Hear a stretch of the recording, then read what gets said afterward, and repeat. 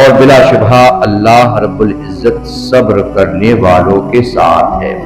اور آگے رب کائنات نے ارشاد فرمایا وَلَا تَقُولُوا لِمَن يُقْتَلُ فِي سَبِيلِ اللَّهِ أَمْوَاتٌ بَلْ أَحْيَاءٌ وَلَكِن لَا تَشْعُرُونَ۔ اے لوگو، یہ بات اپنے ذہن میں بٹھا لو کہ تمہیں کسی بھی اللہ کی راہ میں قتل کیے جانے والے کو مردہ نہیں کہنا ہے۔ ہیں کیا؟ فرمایا گیا بل احیاء، وہ زندہ ہیں، ولکن لا تشعرون، لیکن تمہیں ان کی زندگی کا ادراک نہیں ہے۔ آگے پھر اللہ رب العزت نے اپنے امتحان کا تذکرہ کرتے ہوئے ارشاد فرمایا کہ جب ہم کسی کو بلند مقام عطا کرتے ہیں تو پھر اس سے آزمائش بھی کیا کرتے ہیں، اس کا امتحان بھی لیا کرتے ہیں۔ اب آپ دیکھیں نہ صحیح، ایک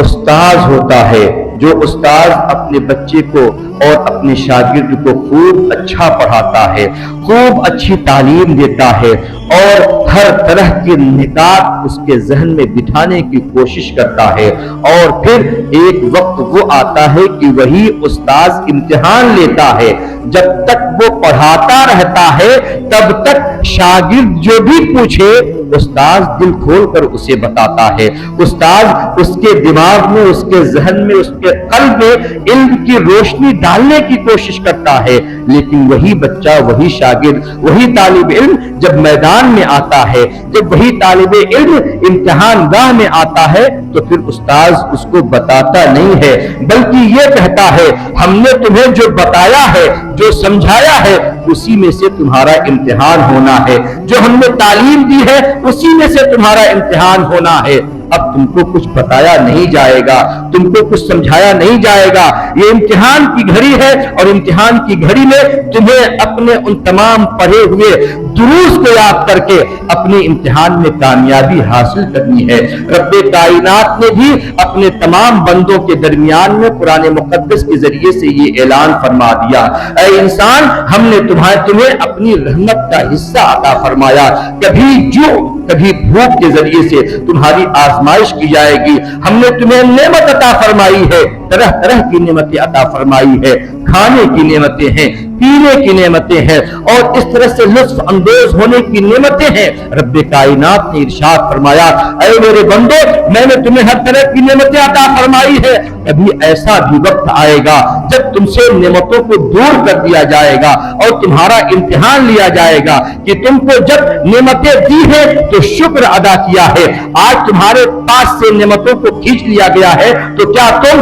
اس وقت اور اس ماحول میں صبر ادا کرتے ہو یا نہیں ادا کرتے ہو؟ قرآن مقدس میں رب کائنات نے ارشاد فرمایا ہم نے تمہیں مال عطا فرمایا، ہم نے تمہیں دولتیں عطا فرمائی، طرح طرح کی نعمتوں سے سرفراز فرمایا، دولتیں بھی ہم نے عطا فرمائی، مال بھی ہم نے عطا فرمایا، ساری نعمتیں میری ہیں۔ لیکن کبھی ایسا ہوگا تمہیں ساری دولتیں دینے کے بعد پھر وہ دولتیں لے لی جائے گی، کسی طرح کے نقصان کے مرحلے میں تم کو ڈال دیا جائے گا اور پھر تمہارا امتحان لیا جائے گا، تمہارا مال برباد ہو جائے گا، تمہارا مال نقصان ہو جائے گا، تمہارا امتحان لیا جائے گا، اور اگر تم امتحان میں پاس ہوتے ہو تو پھر تمہیں صبر کا سرٹیفکیٹ، صبر کی شہادت عطا فرمائی جائے گی۔ ارشاد ہوتا ہے جس کو صبر کی دولت دی جائے گی وہ کہے گا انا للہ و انا الیہ راجعون، ہم تو اللہ ہی کی طرف سے آئے ہوئے ہیں اور اللہ ہی کی طرف ہمیں لوٹ کر جانا ہے۔ اور اس امتحان میں پاس ہونے کا جو مزدہ ہے، پاس ہونے کا جو انعام ہے، اس کا بھی ذکر کرتے ہوئے رب کائنات نے ارشاد فرمایا اولئک علیہم صلوات من ربہم ورحمہ واولئک هم المہتدون، جو لوگ امتحان میں پاس ہونے والے ہیں ان کے اوپر اللہ رب العزت کی رحمتیں نازل ہوگی، وہ ہدایت کے راستے پر چلنے والے ہوں گے۔ اب ذرا سا امام حسین کی تاریخ کا مطالعہ کر لیں، رب کائنات نے انہیں مال سے بھی سرفراز فرمایا، 25 مرتبہ آپ نے حج بیت اللہ ادا فرمائے ہیں، ظاہر سی بات ہے حج بیت اللہ ادا کرنے کے لیے کم سے کم اس زمانے میں سواری کا ہونا ضروری تھا، سواری کے ساتھ پھر لاؤ لشکر کا ہونا اور اسی کے ساتھ ساتھ ذات راہ کا ہونا۔ ظاہر ہے یہ اس بات کی طرف دلالت کرتا ہے کہ امام حسین رضی اللہ تعالی عنہ کو رب کائنات نے مال بھی عطا فرمایا تھا۔ ارے مال کی کیا حیثیت ہے، ان کے نانا جان کا تو عالم یہ ہے، رب کائنات کے محبوب نے ارشاد فرمایا اگر میں چاہوں تو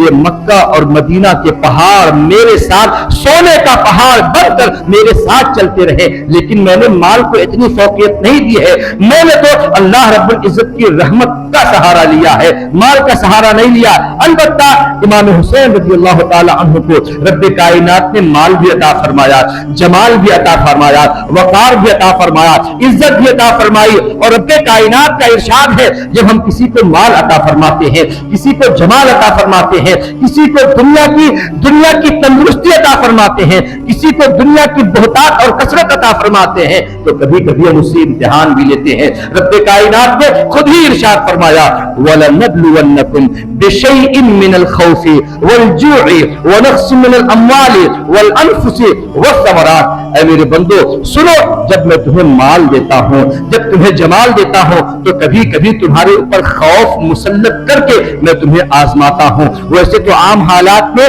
تم کو امان عطا فرمایا گیا، لیکن کبھی اگر خوف کے حالات پیدا ہو جائے تو اس وقت تم کیا کرو گے؟ تمہارا امتحان ہوگا۔ بِشَيْءٍ مِّنَ الْخَوْفِ وَالْجُوعِ، اور عام حالات میں تمہیں کھانے کی ساری نعمتیں عطا فرمائی گئی، لیکن کبھی کبھی ایسا ہوگا تمہیں کھانے کی نعمتوں سے دور کر دیا جائے گا، سب کچھ تمہارے پاس ہوگا لیکن رب کی رضا کے لیے تمہیں بھوکا رہنا پڑے گا۔ کبھی ایسا ہوگا رمضان کے روزے، اور کبھی ایسا رہنا پڑے گا کہ مطلقاً تم کو روزے رکھنے پڑیں گے، فاقے پہ فاقہ کرنا پڑے گا۔ رب کی رحمتوں کو تم نے حاصل کیا ہے، رب کی نعمتوں کو حاصل کیا ہے، اس وجہ سے کبھی کبھی امتحاناً تمہیں بھوک میں مبتلا کیا جائے گا۔ وَالْجُوعِ وَنَقْصٍ مِّنَ الْأَمْوَالِ، تمہیں مال بھی دیا گیا، فرمایا گیا کبھی کبھی تمہارے مال میں کمی ڈال کر، نقصان ڈال کر تمہیں آزمایا جائے گا۔ وَنَقْصٍ مِّنَ الْأَمْوَالِ وَالْأَنفُسِ وَالثَّمَرَاتِ، اور کبھی کبھی جان تم سے لے کر، تمہارے عزیزوں کی جان لے کر اور تمہارے مال کو ختم کر کے تمہیں آزمایا جائے گا، اور آزمانے کے بعد یہ دیکھا جائے گا کہ مال تم کو دیا گیا، جمال تم کو دیا گیا، ثروت تمہیں عطا کی گئی، جان تمہیں عطا کی گئی، یہ سب کچھ ہونے کے بعد جب تم نے شکر ادا کیا تو اب امتحان لینے کے وقت میں تم سے دیکھا جائے گا، تمہارا جب امتحان ہوگا تو یہ دیکھا جائے گا کہ امتحان کی گھڑی میں کیا تم صبر کرتے ہو یا صبر کا دامن تم سے چھوٹ جاتا ہے۔ جو رب کائنات تم کو سب کچھ دیا ہے، جب وہ ساری نعمتیں تم سے لے لے گا تو کیا تم صبر ادا کرو گے یا نہیں ادا کرو گے؟ ارشاد فرمایا گیا، اے میرے آقا، آپ کی زبان سے قرآن مقدس میں ارشاد فرمایا گیا، رب کائنات نے ارشاد فرمایا اے محبوب انسانوں کے درمیان یہ اعلان کر دے، مسلمانوں کے درمیان یہ اعلان کر دے، وَبَشِّرِ الصَّابِرِينَ، جو لوگ صبر کرنے والے ہیں اللہ رب العزت کی نعمتوں کے زائل ہونے کے باوجود بھی جو صبر کرتے ہیں، رب کائنات ان کو مزدہ عطا فرماتا ہے، رب کائنات انہیں خوشخبری عطا فرماتا ہے۔ اے محبوب، آپ کے نور کے صدقے میں جو بھی صبر کرے گا اس کو نورانیت کا تاج عطا فرمایا جائے گا، اس کو معطر کر دیا جائے گا۔ امام اہل سنت نے اسی کی ترجمانی کرتے ہوئے ارشاد فرمایا تھا، چمک تجھ سے پاتے ہیں سب پانے والے، چمک تجھ سے پاتے ہیں سب پانے والے، میرا دل بھی چمکا دے چمکانے والے، میرا دل بھی چمکا دے چمکانے والے، اور برستا نہیں دیکھ کر ابر رحمت، اے اللہ برستا نہیں دیکھ کر ابر رحمت، ہم بدوں پر بھی برسا دے برسانے والے، بدوں پر بھی برسا دے برسانے والے۔ اللہ اکبر۔ اور پھر صبر کرنے والوں کا جو انعام ہے رب کائنات نے اگلی آیت کریمہ میں ارشاد فرماتے ہوئے یوں فرمایا، اولئک علیہم صلوات من ربہم ورحمہ، جو لوگ صبر کا دامن پکڑے رہتے ہیں رب کی رحمتیں ان کے اوپر نازل ہوتی ہیں۔ لوگوں کی نگاہوں میں ضرور ایسا ہوگا کہ ان کا ہاتھ کٹ گیا، ان کے بازو کٹ گئے، ان کا جسم چھلنی ہو گیا، ان کے جسم سے ان کے جسم کے اندر سے ان کے سر کو الگ کر دیا گیا۔ دنیا دیکھتی ہے کہ وہ قتل کر دیے گئے، ختم کر دیے گئے، دار فانی سے دار باقی کی طرف لوٹ گئے۔ دنیا سمجھتی ہے کہ وہ مر گئے، لیکن रब कायनात ने उन्हें जिंदगी का ऐसा जाम अता फरमाया, उन्हें ऐसा जाम अता फरमाया कि अब कोई भी मोमिन अल्लाह की राह में मरने वालों को, अल्लाह की राह में कत्ल किए जाने वालों को मुर्दा नहीं कह रहा है बल्कि जिंदा कह रहा है, बल्कि कहने वाला तो ये कह रहा है, मिट गए मिटते हैं मिट जाएंगे आदा तेरे, मिट गए मिटते हैं मिट जाएंगे आदा तेरे, न मिटा है न मिटेगा कभी चर्चा तेरा। ऐसा महसूस होता है इमाम हुसैन अली मकाम रज़ी अल्लाह ताला अन्हु की शख्सियत अगर आप तारीख करबला के ज़िम्न में देखें तो ऐसा पता चलता है कि जैसे ये आयत करीमा या अय्युहल्लज़ीन आमनुस्तईनु बिस्सब्र वस्सलाह यहां से लेकर उलाइका अलैहिम सलवातुम मिन रब्बिहिम व रहमा आखिरी आयत तक ये पूरी आयत ऐसा लगता है कि सैयदना इमाम हुसैन अली मकाम ही के लिए नाज़िल हुई है, जहां पर ये फरमाया जा रहा है कि ऐ लोगों सब्र से और नमाज से मदद तलब करो। अब आप देखते तो जाइए इमाम हुसैन अली मकाम रज़ी अल्लाह ताला अन्हु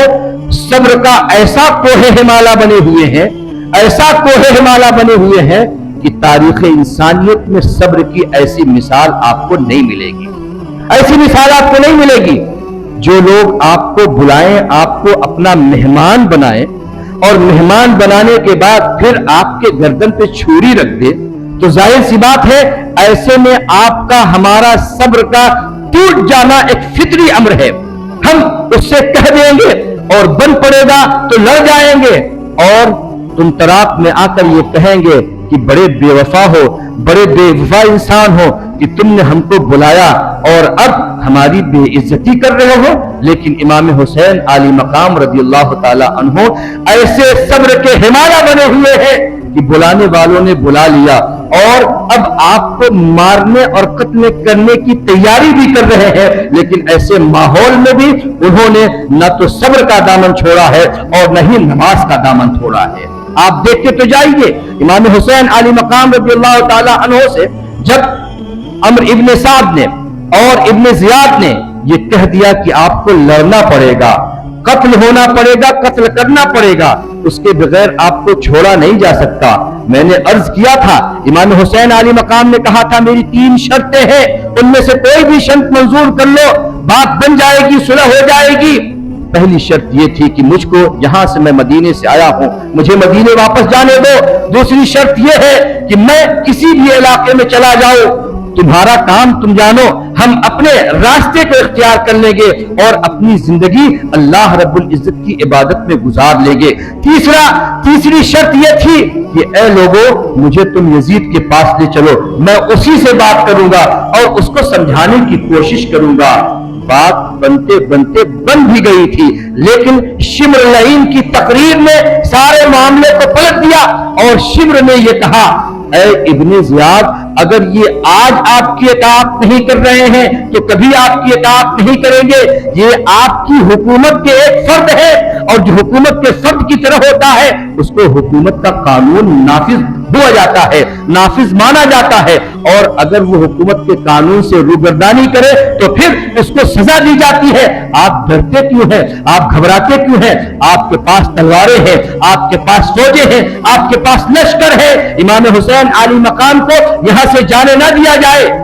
दो ही चीज, या तो बैअत कर लो या तो फिर लड़ने के लिए तैयार हो जाओ। अल्लाहु अकबर। इमाम हुसैन अली मकाम रज़ी अल्लाह ताला अन्हु ने यजीदियों के सामने जो तकरीर की थी उस तकरीर का एक इक़्तिबास ये भी है, इम्मा अन नकूना मुस्तशहीदीन, या तो मैं शहीद हो जाऊंगा, इम्मा अल्लाह अक़बला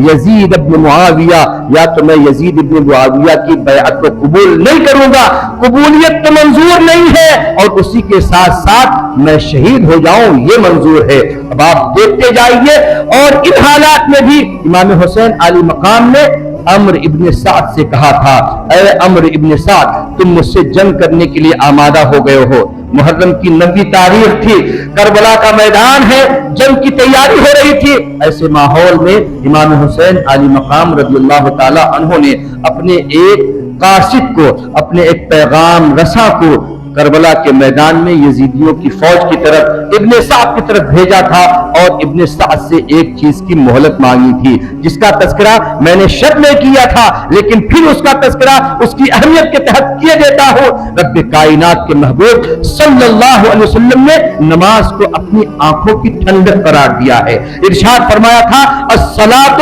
معراج المؤمنین، نماز مومنوں کی معراج ہے۔ الصلاۃ فی قرۃ عینی، قرۃ عینی فی الصلاۃ، میری آنکھوں کی ٹھنڈک نماز کے اندر ہے۔ اب ذرا سا دیکھ لے امام حسین عالی مقام رضی اللہ تعالی عنہ سیدنا رسول اللہ صلی اللہ علیہ وسلم کے قول پر کس قدر عمل کرتے نظر آ رہے ہیں۔ کربلا کے میدان میں جبکہ مارنے اور مرنے کی باتیں ہو رہی تھی، ایسے ماحول میں جب ان سے آخری خواہش پوچھی جاتی ہے، آخری تمنا کا اظہار کرنے کو کہا جاتا ہے، تو آپ نے یہ نہیں کیا کہ مجھے زندگی کی بھیک دے دی جائے، نہیں، امام حسین عالی مقام نے ہم کو اور آپ کو ایک درس دیا تھا، ہم کو اور آپ کو ایک لیسن دیا، ایک سبق دے دیا کہ اے لوگوں، جب تم مشکل گھڑی میں بھی آ جاؤ تو پھر تمہیں اللہ کی طرف رجوع کرنا چاہیے اور اللہ ہی سے مدد مانگنی چاہیے، اللہ سے اپنے صبر کی دعا کرنی چاہیے۔ امام حسین عالی مقام نے لوگوں سے کہا تھا، عمرو ابن سعد سے کہا تھا، ابن زیاد کے ذریعے سے پیغام پہنچوایا تھا،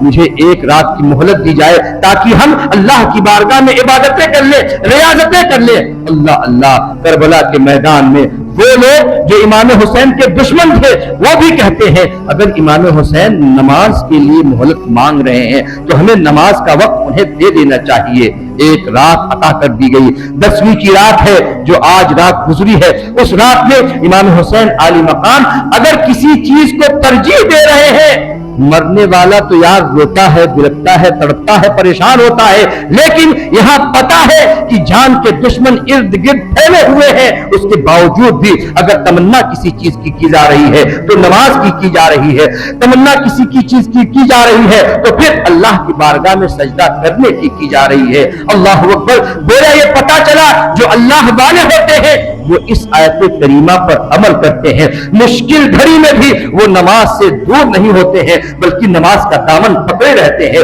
رب کائنات نے ارشاد فرمایا تھا یا ایھا الذین آمنوا استعینوا بالصبر والصلاۃ، جب تم مشکل گھڑی میں آ جاؤ، مشکل لمحات تمہاری نگاہوں کے سامنے ہو تو پھر تم نماز سے اور صبر سے اللہ کی مدد چاہا کرو۔ امام حسین عالی مقام نے کربلا کے میدان میں یہ دست دیا کہ اے لوگوں، کچھ بھی ہو جائے، جان جاتی ہے چلی جائے، لیکن رب کائنات کی بارگاہ میں سجدے نہیں چھوٹنے چاہیے، کیونکہ سجدے ہی ہمیں جذبے عطا فرماتے ہیں، اور جب سجدہ نہیں تو جذبہ نہیں۔ امام حسین نے اپنے آپ کو قربان کر دیا، لیکن رب کی بارگاہ سے 1 انچ ہٹے نہیں، بلکہ آخری وقت میں بھی جب ان کو شہید کیا گیا تو وہ سجدے کی عالم میں ہے، رب کائنات کی بارگاہ میں آخری سجدہ کر رہے ہیں۔ فرمایا گیا جو جس حالت میں انتقال کرتا ہے اسی حالت میں اس کا حشر ہوگا۔ ہم یہ کہنے میں حق بجانب ہے، اگر رب کائنات کے محبوب کے شہزادے سیدنا امام حسین سجدے کی حالت میں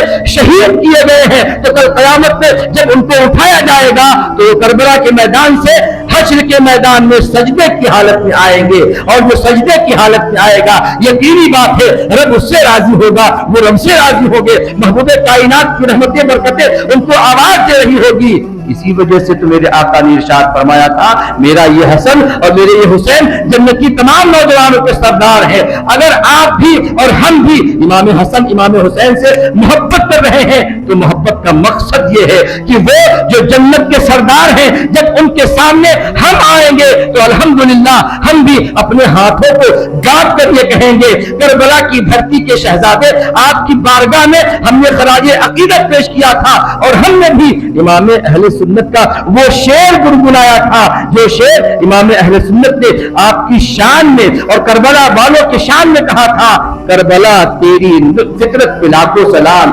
کربلا تیری نزہت پہ لاکھوں سلام۔ ارشاد فرمایا تھا اپنے نانا کا وعدہ وفا کر دیا، اپنے نانا کا وعدہ وفا کر دیا، اس حسین ابن حیدر پہ لاکھوں سلام۔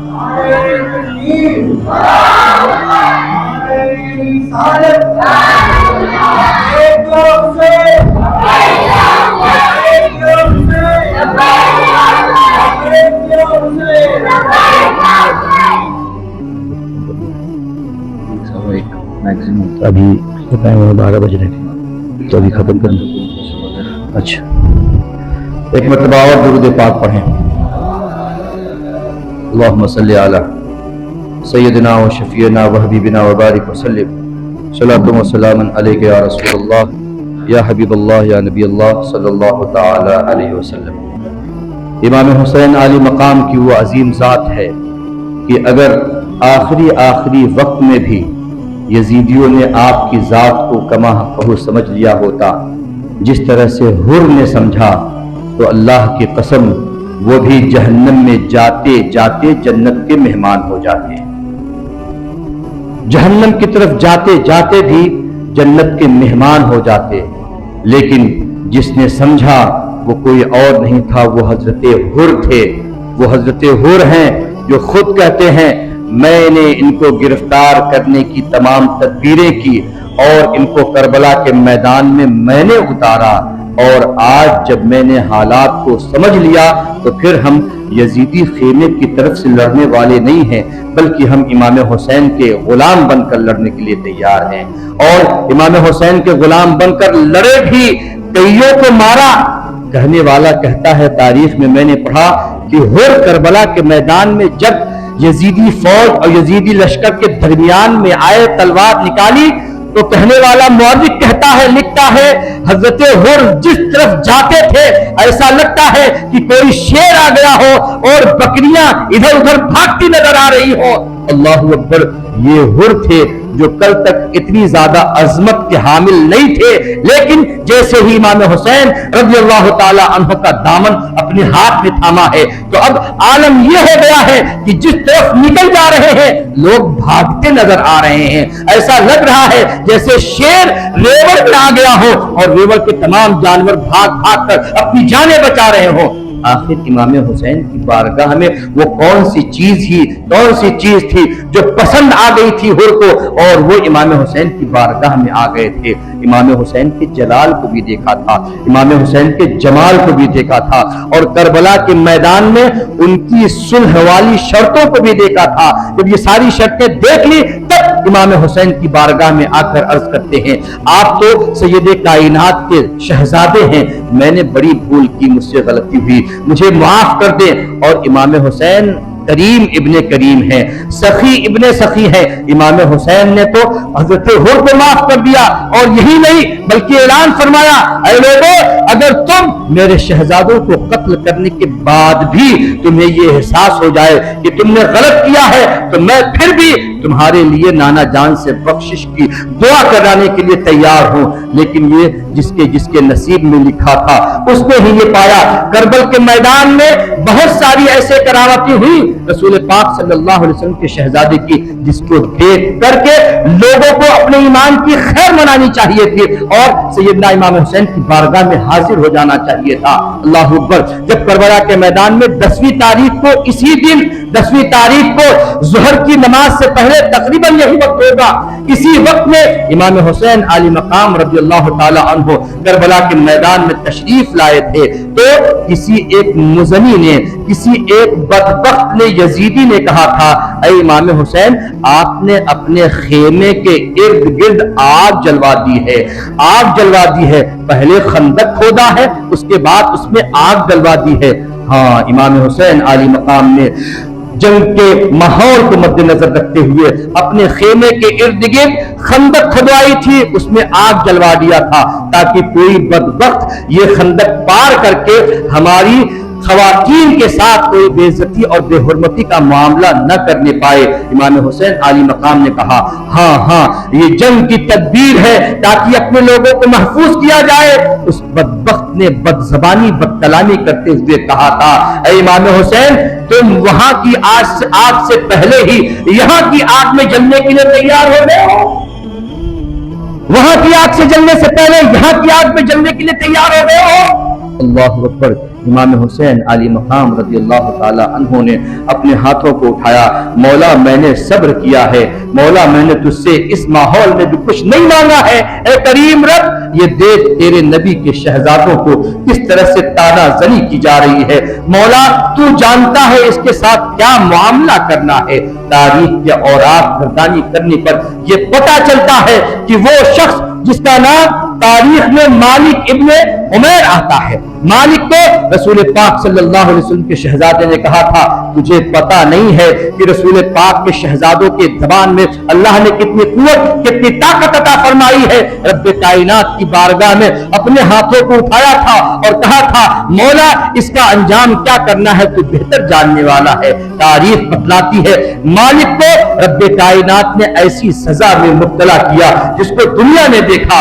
अल्लाह अकबर, घोड़ा दौड़ाता हुआ वो आता है और घोड़े से फिसलता है, घोड़े के जील के अंदर उसका पैर फंस जाता है, घोड़ा घसीटते हुए उसको आग में ले जाता है। वही आग जिसके बारे में अभी चंद मिनट पहले, चंद लम्हे पहले वो कह रहा था, इमाम हुसैन आपने जहन्नम की आग से पहले ही दुनिया में ही आग का इंतजाम कर लिया है। अल्लाह रब्बुल इज्जत ने उसको इस बदज़बानी की ये सजा अता फरमाई कि वो बंदा जो इमाम हुसैन के खिलाफ आग की तरह की बातें कर रहा था, रब्बे कायनात ने उसे खंदक में घोड़े के साथ धकेल दिया और वो लोगों से कहता था, मुझे बचा लिया जाए, मुझे बचा लिया जाए। लेकिन बचाता कौन है? जिसको रब्बे कायनात की तरफ से अजाब आ जाए और खास तौर से इमाम हुसैन का कलमा जब सादिक आ जाए तो कोई बचा नहीं सकता, कोई उसे महफूज नहीं कर सकता। पता ये चला इमाम हुसैन आली मकाम जो चाह रहे थे रब्बे कायनात उसको पूरा फरमा रहा था।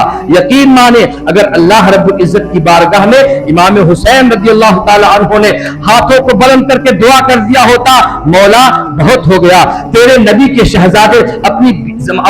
अपने जानों की खैरात मांगते हैं। अल्लाह की कसम, मेरा ये ईमान कहता है, मेरा ये विज्ञान कहता है, मेरा ये अकीदा बोलता है कि जब रसूल पाक सल्लल्लाहु अलैहि वसल्लम के नौनिहालों ने, सरकार गरीब नवाज ने, गौसे आजम ने, हाजी अली शाह ने, बहाउद्दीन नक्शबंदी अलैहिर्रहमान ने, हजरत मखदूम माहिनी अलैहिर्रहमान ने जो छोटी या बड़ी दुआएं की, रब्बे कायनात ने उसे मकबूल फरमाया। ये तो सैयदना इमाम हुसैन के गुलामों के गुलाम है। जब इनका आलम ये है रब्बे कायनात की बारगाह में दुआ कर दे तो रब्बे ताला उनकी दुआओं को ठुकराता नहीं है। अगर इमाम हुसैन ने करबला के मैदान में रब की बारगाह में दुआ किया होता, मौला मुझे अमान फरमा दे, अल्लाह की कसम जमीन फट जाती, यजीदी उसमें दब जाते और इमाम हुसैन को अमान अता फरमाया जाता। लेकिन मुझे कहने नहीं दिया जाए, इमाम हुसैन अमान के लिए नहीं आए थे, इमाम हुसैन जान बचाने के लिए नहीं आते, बल्कि ईमान के साथ अल्लाह के रसूल सल्लल्लाहु अलैहि वसल्लम की शरीयत की हिफाजत करने आए थे, अपनी जान देकर इस्लाम को बचाने आए हुए थे। और हुआ वही, अपनी जान दे दिया, लेकिन आज इस्लाम का जो चेहरा लहक रहा है, महक रहा है, दमक रहा है, चमक रहा है, यकीन माने वो इमाम हुसैन की शहादत का सदका नजर आ रहा है।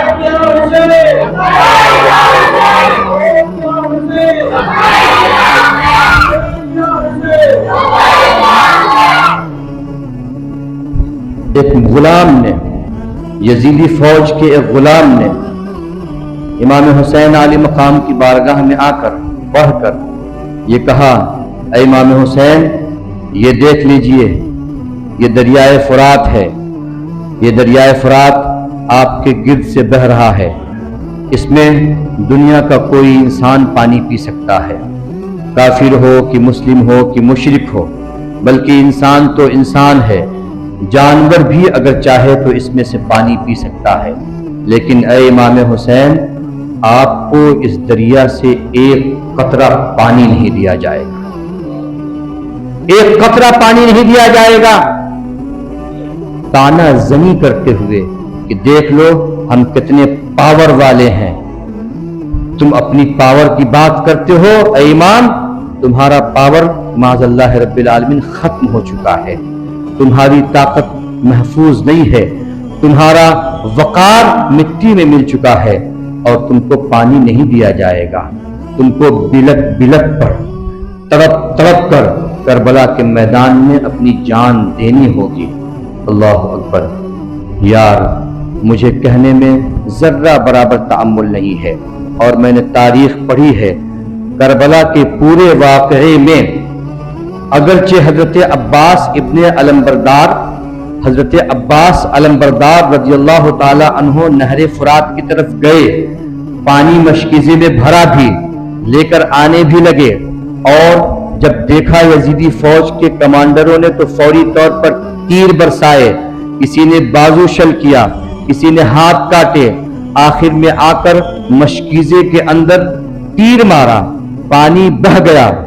اللہ اکبر۔ حضرت عباس جب پانی لے رہے تھے، آپ سوچیں ایک تنہا بندہ پانی لے رہا ہے اور پانی نہ لینے دیا جائے، اس کے لیے 22,000 لشکر لگا ہوا ہے، 22,000 لشکر لگا ہوا ہے۔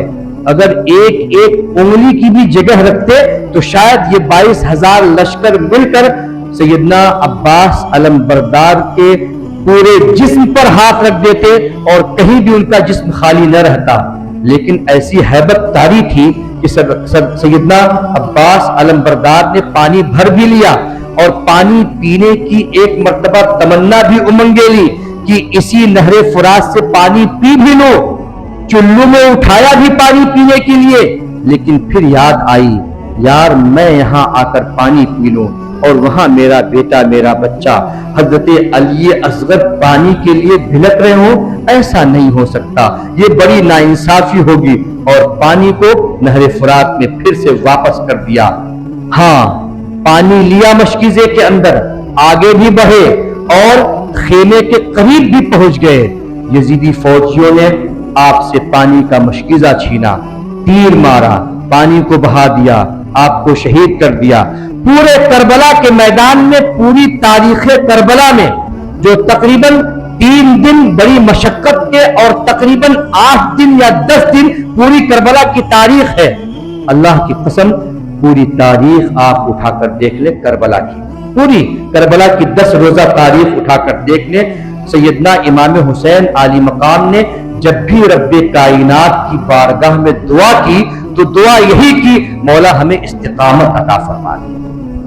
مولا ہمیں استقامت عطا فرما دے، مولا ہم دین کے نام پر ڈٹے رہیں، مولا یہ ہمیں طاقت عطا فرما دے۔ پوری تاریخ کربلا میں آپ یہ نہیں پا سکتے کہ سیدنا امام حسین رب کی بارگاہ میں یہ کہہ رہے ہو مولا پانی دے دے، مولا پانی دے دے، مولا پانی دے دے، نہیں، کیونکہ سیدنا امام حسین جانتے تھے رب کائنات کے محبوب نے ہمیں درس دیا ہے کہ کبھی کبھی تمہیں بھوک میں ڈالا جائے گا، کبھی کبھی تمہیں پیاس میں مبتلا کر کے تمہارا امتحان لیا جائے گا، اور امتحان میں کسی سے پوچھا نہیں جاتا ہے، امتحان کے پرچے کے جوابات کو کسی سے لے کر لکھا نہیں جاتا ہے۔ اب وہ خواہ رسول بارگاہ کی بارگاہ میں، رسول اعظم کی بارگاہ سے طلب کیا جائے یا رب کائنات کی بارگاہ سے طلب کیا جائے، بات تو ایک ہی ہے کہ کربلا کے میدان سے امام حسین جب امتحان کے میدان میں آئے ہیں تو پھر کسی بھی استاد سے، کسی بھی عظیم سے یا رب کائنات کی بارگاہ میں پانی نہیں طلب کر رہے ہیں، بلکہ اپنے اس امتحان میں استقامت اور استحکام کی دعائیں کر رہے ہیں، مولا مجھے دین پر استقامت عطا فرما دے، دین پر استقامت عطا فرما دے۔ اب یہیں پر 2 باتیں آپ کے سامنے عرض کرنے کی کوشش کرتا ہوں۔ ایک بندے نے آ کر کہا تھا اے امام حسین یہ نہر فرات بہ رہا ہے، یہاں سے کتا بلی سور تک پانی پی سکتے ہیں، کوئی بھی انسان، کوئی بھی جانور، کوئی بھی درندہ پرندہ چرندہ کوئی بھی پانی پی سکتا ہے، لیکن اے امام حسین آپ کو بلکتے بلکتے مرنا پڑ جائے گا، اس سے پانی نہیں ملے گا۔ امام حسین عالی مقام رضی اللہ تعالی عنہ نے رب کائنات کی بارگاہ میں اپنے ہاتھوں کو بلند کیا، مولا میں نے تجھ سے پانی نہیں طلب کیا، لیکن یہ بدبخت تیرے نبی کے شہزادوں کو پانی کے بارے میں تانا زنی کر رہے ہیں، مولا تو ہی جانتا ہے ان کا کیا انجام ہونا چاہیے، مولا اللہم امت ہو اچھانا، اللہم امت ہو اچھانا، اللہم امت ہو اچھانا، اے اللہ اس کو اس کے کیے کی سزا دے دے۔ اللہ اکبر۔ حضرت امام حسین نے جب یہ کہا مولا اس کو اس کے کیے کی سزا دے دے، تاریخ کہتی ہے امام حسین کا جملہ ابھی پورا نہیں ہونے پایا تھا اور یہ بندہ یہاں وہاں دوڑ رہا تھا اور لوگوں کے درمیان بڑی دھینے مار رہا تھا، دیکھو میں نے امام حسین کو یہ کہہ دیا، وہ کہہ دیا، میں نے امام حسین کو ایسا کہہ دیا، ویسا کہہ دیا۔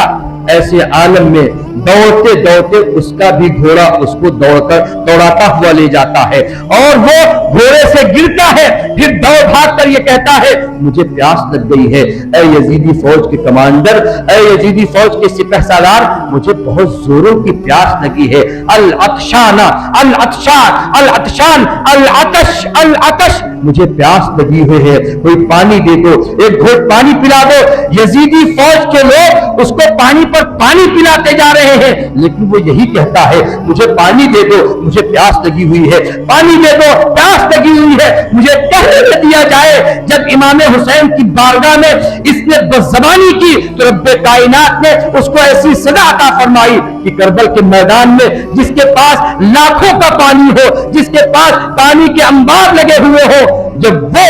امام حسین کی بارگاہ میں بدزبانی کرتا ہے تو وہ پانی رکھنے کے باوجود بھی پیاسا نظر آتا ہے۔ اور ایک طرف یہ ہے کہ کربلا کے میدان میں 3 دن سے پیاسے ہیں، لیکن جب کربلا کے میدان میں جنگ کے لیے آئے ہیں، رنگ آئے ہیں، تاریخ کہتی ہے امام حسین جدھر جاتے ہیں وہاں لاشیں پہ لاشیں گراتے نظر آتے ہیں۔ اور یزیدیوں نے ایسے ہی ان کو نہیں مارا بلکہ سب طرف سے گھیر لیا تھا، اور گھیرنے کے بعد امام حسین کی شہادت انجام پائی تھی۔ مجھے کہہ لینے دیا جائے امام حسین رضی اللہ تعالی عنہ نے پانی طلب نہیں کیا تھا، ہاں اتنا ضرور ہے اگر وہ رب کائنات کی بارگاہ میں دعا کرتے تو رب کائنات ان کو جام کوثر عطا فرماتا، لیکن انہوں نے پانی نہ طلب کیا بلکہ پانی کے مقابلے میں شریعت کی حفاظت اور شریعت کو محفوظ رکھنا اللہ رب العزت سے یہ دعائیں کی، اور اللہ رب العزت نے ان کی دعاؤں کو مقبول فرمایا، اس طرح سے مقبول فرمایا کہ آج اگر اسلام کا غنچہ مہک رہا ہے، چمک رہا ہے، تو وہ امام حسین عالی مقام کی شہادت کا صدقہ پا رہا ہے۔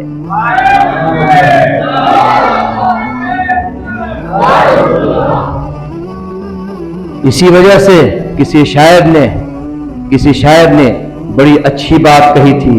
اور وہ نظم کی صورت میں کہوں آپ کو اچھا لگے گا۔ امام حسین کی بارگاہ میں شاعر نے کہا تھا رہیں گے حشر تک باقی 72 کربلا والے، رہیں گے حشر تک باقی 72 کربلا والے،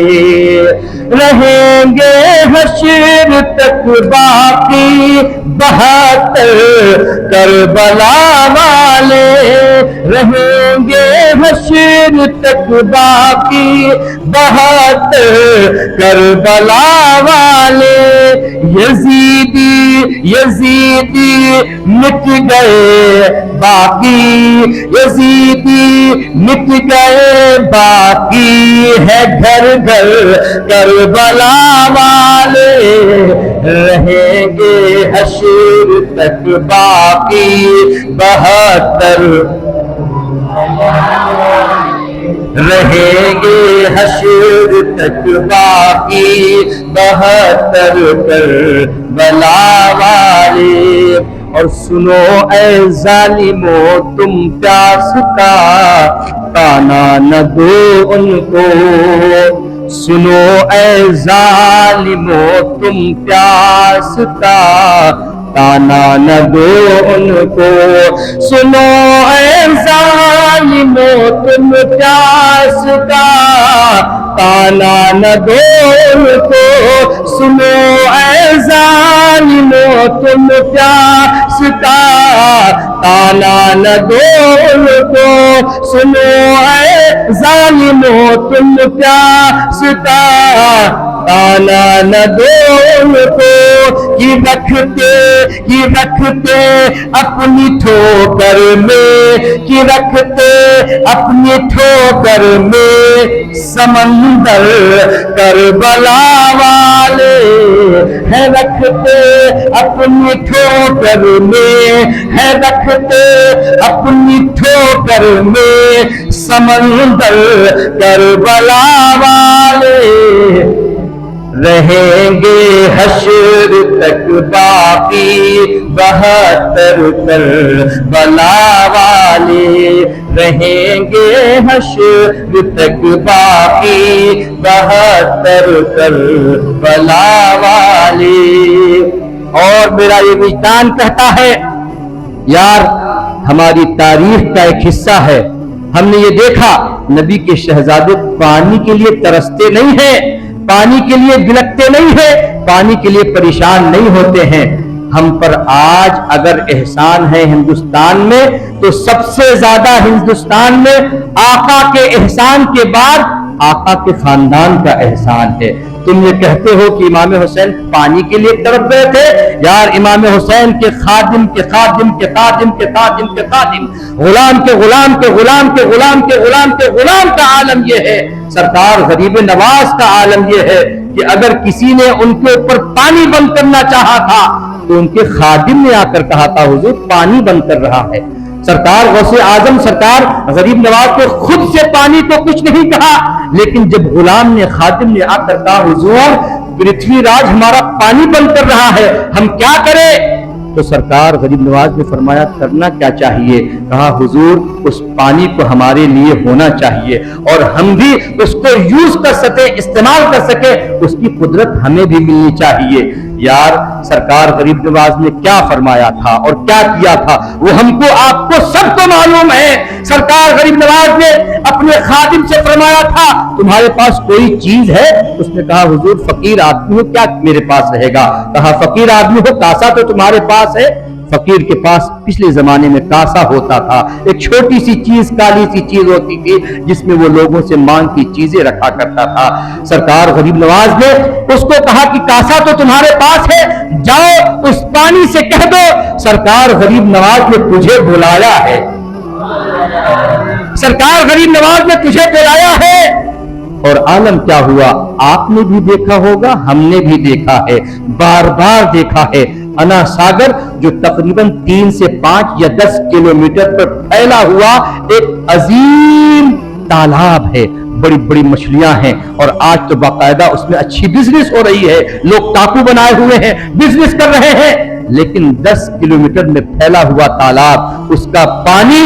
جب سرکار غریب نواز کا حکم ہوتا ہے تو وہ سارا کا سارا پانی کیسے کوزے میں سما جاتا ہے، وہ تاریخ کا حصہ ہے۔ سرکار غریب نواز نے صرف یہ کہا تھا مجھے بھی جانے کی ضرورت نہیں ہے، میں تو امام حسین کا غلام ہوں، مجھے جانے کی ضرورت نہیں ہے، تم میرے خادم ہو، جا کر اس پانی سے انا ساگر سے کہہ دینا اے انا ساگر اگر تو مسلمانوں کے لیے استعمال نہیں کیا جا رہا ہے تو سرکار غریب نواز نے تجھے اپنے پاس بلایا ہے۔ یار سرکار غریب نواز کی بات سنتے ہی وہ انا ساگر کا پانی انا ساگر میں نہیں رہتا، انا ساگر کا سارا پانی، سارا کا سارا پانی اللہ کی قسم اگر اندازہ لگایا جائے تو نہ جانے کتنے لاکھ کتنے کروڑ ڈرم پانی ہوں گے، وہ سارا کا سارا پانی ایک کوزے میں آ کر سما جاتا ہے۔ ان کا غلام ان کا خادم سرکار غریب نواز کی بارگاہ میں لا کر رکھ دیتا ہے۔ سرکار غریب نواز علیہ رحمت رضوان ارشاد فرماتے ہیں اے لوگوں دیکھ لو اللہ کے رسول کے شہزادوں کا عالم یہ ہے، اللہ کے رسول کے نواسوں کے غلاموں کے غلاموں کے غلاموں کے غلاموں کے غلاموں کا عالم یہ ہے کہ اگر وہ پانی کو حکم دے دے تو پانی پورا کا پورا پانی ان کے در پر، ان کے گھر پر، ان کے دروازے پر، ان کے گلاسوں میں، ان کی آماج گاہوں میں آ جاتا ہے۔ مجھے کہہ لینے دیا جائے جب سرکار امام حسین علیہ الصلوۃ والتسلیم اور امام حسین رضی اللہ تعالی عنہ کے گھر کے غلاموں کا یہ عالم ہے کہ وہ غلام جن کی پیدائش بھی آج 100 سال کے بعد تقریباً 12 سے 15 پشتوں کے بعد ہوتی ہے، جب 12 سے 15 پشتوں کے بعد کے شہزادوں اور غلاموں اور بیٹوں کا عالم یہ ہے کہ یہ کہہ دے پانی کاسے میں آ جائے تو پانی کاسے میں آ جاتا ہے اور پوری دنیا ان کی محتاج نظر آ رہی ہوتی ہے۔ مجھے کہنے دے اگر سیدنا امام حسین عالی مقام نے کربلا کے میدان میں نہر فرات کی طرف اشارہ کر دیا ہوتا تو قسم خدا کی وہ نہر فرات بہنا بند ہو کر کے تمام لوگوں کے پانی کو بند کر دیا جاتا اور وہ سارا کا سارا پانی سیدنا امام حسین عالی مقام کے خیمے میں جلوا کر ہو جاتا۔ لیکن امام حسین علی مقام رضی اللہ تعالی عنہ یہاں صرف اور صرف کرامت دکھلانے کے لیے نہیں آئے تھے، کرامت دکھلانے کے لیے نہیں آئے تھے، بلکہ استقامت کا معنی بتلانے آئے تھے، استقامت سمجھانے آئے تھے کہ یہ کرامتیں تو اولیاء کرام سے صادر ہوتی ہی رہیں گی، لیکن استقامت بھی کوئی چیز ہے کہ جب اسلام اور مقابل اسلام اور دشمن اسلام جب صف آرا ہو جائیں تو اے لوگوں تمہیں اس وقت بھی فکر کرنے کی ضرورت نہیں ہے، تمہیں اس وقت بھی سیدنا امام حسین علی مقام کے کردار کی طرف نظر رکھنا ہے۔ اور میں کہتا ہوں بخدا ہماری جماعت کا ہر بچہ جب مقابل میں دشمن کی آئے اور وہ امام حسین کا جلال دیکھ لے گا، امام حسین کا جذبہ دیکھتا ہے، تو پھر اس کے رگوں میں جو خون دوڑتا ہے اس کو دیکھ کر کے باطل اپنی راہیں اختیار کر لیتا ہے، اور وہ بھی امام حسین کے اس انداز میں امام حسین کی تعریف کرتا نظر آتا ہے کہ امام حسین یقینی بات ہے قتل کر دیے گئے، لیکن رب کائنات نے انہیں زندگی عطا فرمائی، اور ایسی زندگی عطا فرمائی کہ ہم اور آپ تو چلے جائیں گے، ہمارا ذکر بھی ختم ہو جائے گا، ہمارا ذکر بھی کرنے والے لوگ نہیں ہوں گے، 150 سال 200 سال کے بعد ہمیں کوئی یاد نہیں کرے گا، لیکن میں یہ کہتا ہوں جب تک یہ زمانہ رہے گا امام حسین رضی اللہ تعالیٰ عنہ کو زمانہ یاد کرتا رہے گا۔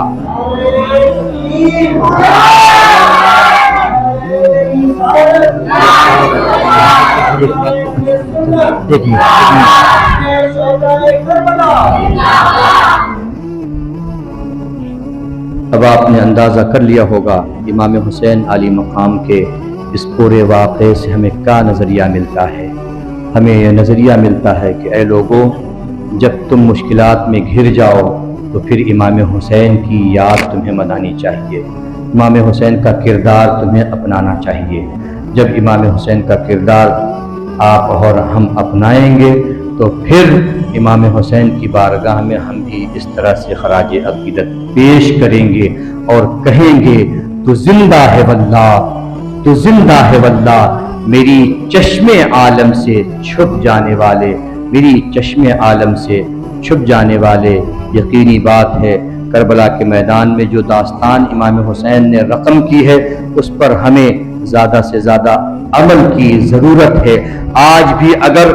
کافر اور باطل فرقے، باطل قوتیں مسلمان کو مٹانے کی کوشش کریں، مسلمانوں کو پستہ کرنے کی کوشش کرتے ہیں تو ہم ان کو بتلاتے ہیں یقینی بات ہے آج اقتدار تمہارا ہے، اختیار تمہارا ہے، قوتیں تمہاری ہیں، طاقتیں تمہاری ہیں، تم جو چاہو کر سکتے ہو، لیکن یہ یاد رکھو ہم 313 تھے تب بھی ہزاروں پر بھاری تھے، ہم 72 تھے تب بھی ہم 22,000 پر بھاری ہیں، اور اللہ کی قسم اپنے طاقت و تیر پر تم بھروسہ کرتے ہو، لیکن ہمارا بھروسہ طاقت و تلوار پر نہیں ہے، ہمیں اللہ رب العزت کی عظمت پر بھروسہ ہوتا ہے، اور ہم یہ کہتے ہیں قتل حسین اصل میں مرگ یزید ہے، قتل حسین اصل میں مرگ یزید ہے۔ اسلام زندہ ہوتا ہے ہر کربلا کے بعد، اسلام زندہ ہوتا ہے ہر کربلا کے بعد۔ امام حسین کی بارگاہ میں خراج عقیدت پیش کرتے رہیے، یہی زندگی ہے، یہی بندگی ہے۔ اللہ کی قسم زندگی یہ نہیں ہے کسی کے لیے، زندگی ہے نبی کی، نبی کے لیے، اور ناسمجھ مرتے ہیں زندگی کے لیے، ناسمجھ مرتے ہیں زندگی کے لیے، اور اپنا عالم تو یہ ہے کہ اپنا جینا مرنا ہے سب کچھ نبی کے لیے، اپنا جینا مرنا سب کچھ ہے نبی کے لیے۔ رب کائنات کی بارگاہ میں دعا ہے رب کریم ہم کو اور آپ کو سب کو امام حسین رضی اللہ تعالی عنہ کے فیضان سے مالا مال فرمائے۔ کہنے سننے میں کوئی خطا لفظ خامی ہوئی ہو تو رب کائنات معاف فرمائے، اور ہم سبوں کو